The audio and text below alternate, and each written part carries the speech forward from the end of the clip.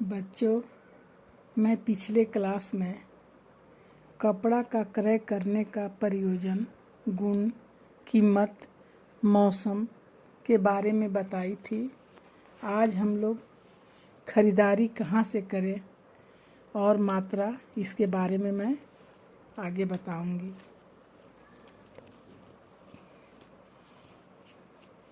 खरीदारी कहाँ से करें? विश्वसनीय दुकानदारों द्वारा विभिन्न सेवाएं दी जाती है। इसमें से आपकी स्थिति, बजट और उद्देश्य के अनुसार जो सबसे अधिक सुविधाजनक लगे वही दुकान चुननी चाहिए। खरीदारी करने से पहले अपनी खरीद के सूची के अनुसार बाजार में निरीक्षण कर लेना उचित रहता है। फिर यह निश्चित करें कि कौन सी वस्तु कहाँ से खरीदना उचित होगा। बिना सोचे समझे जल्दीबाजी में खरीदारी नहीं करनी चाहिए।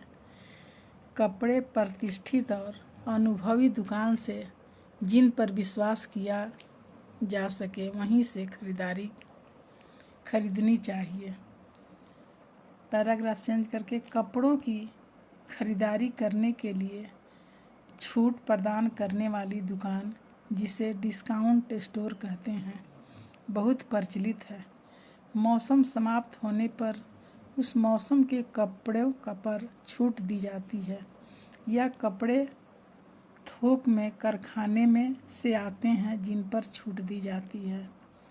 अक्सर देखा गया है कि कई बार उपभोक्ता झूठे विज्ञापनों, भ्रामक सूचनाओं एवं उपहार के लालच में आकर जरूरत कपड़ों का चुनाव कर लेते हैं।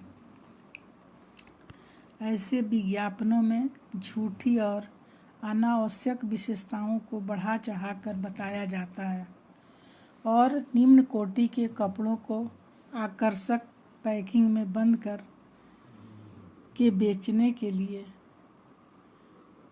रख दिया जाता है। इस प्रकार हम देखते हैं कि दुकानदार हर संभव तरीके से ग्राहक को लुभाने का प्रयत्न करता है। केवल समझदार और अनुभवी खरीदारी ही इस प्रकार के धोखाधड़ी से बचा जा सकते हैं। अक्सर कुछ विभागीय भंडार, डिपार्टमेंटल स्टोरेज में भी कपड़ों की काफ़ी रेंज होती है।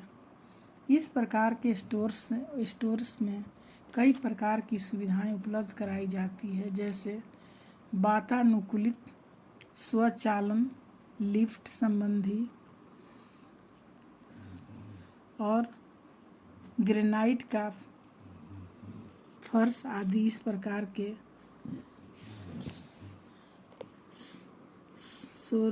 स्टोरेज में एक ही स्थान पर विभिन्न रेंज के कपड़े मिलने से समय और शक्ति की भी बचत होती है, परंतु इसके साथ ही विभिन्न सुविधाओं के कारण सामान की कीमत काफ़ी बढ़ जाती है। अतः प्राथमिकता के अनुसार ही ऐसे स्टोरेज से खरीदारी करनी चाहिए। हम लोगों को दुकान का चयन करते समय इस बात का ध्यान रखना आवश्यक है कि वहाँ पर प्रमाणित कपड़े उपलब्ध हों। कपड़े पर यह स्पष्ट सूचना प्राप्त हो जिसमें प्रयोग, तंतु, देखभाल आदि के बारे में स्पष्ट जानकारी मिल सके। इससे वस्त्र के चुनाव एवं मूल्य आदि तय करने में समय और शक्ति की बचत होती है। पॉइंट है मात्रा, क्वांटिटी। प्रायः कपड़े का सही अनुमान न लग सकने के कारण हम अधिक या कम कपड़ा खरीद लेते हैं।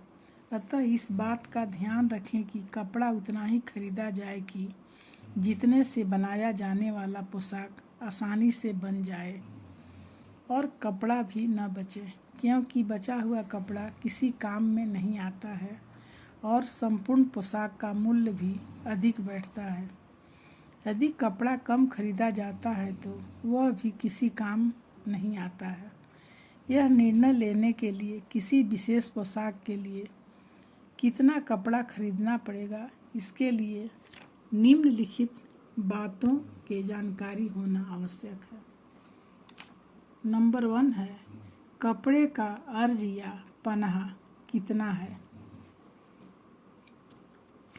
प्रायः अधिक चौड़ाई वाले कपड़े कुछ अधिक दाम के होते हैं, कुछ भी दाम के होते हुए भी सस्ते दाम वाले छोटे पन्हे या अर्ज के कपड़े से सस्ते पड़ते हैं।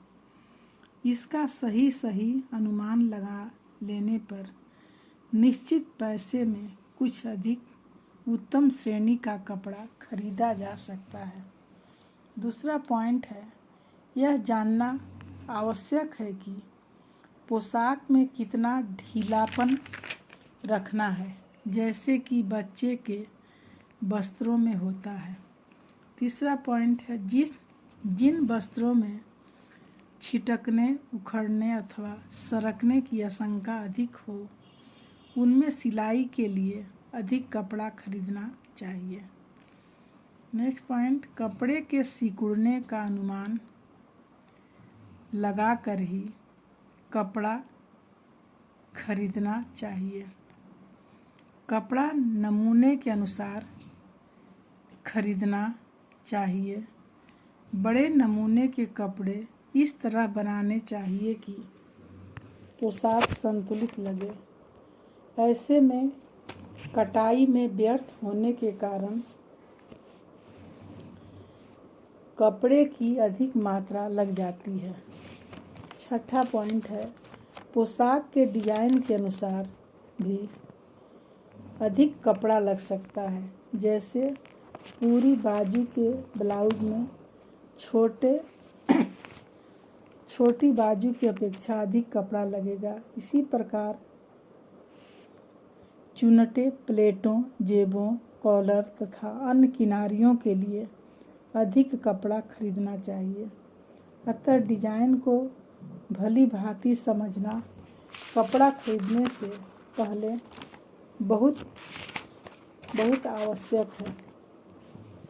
आज टॉपिक समाप्त है, अब अगले क्लास में बताऊंगी। तब तक के लिए धन्यवाद।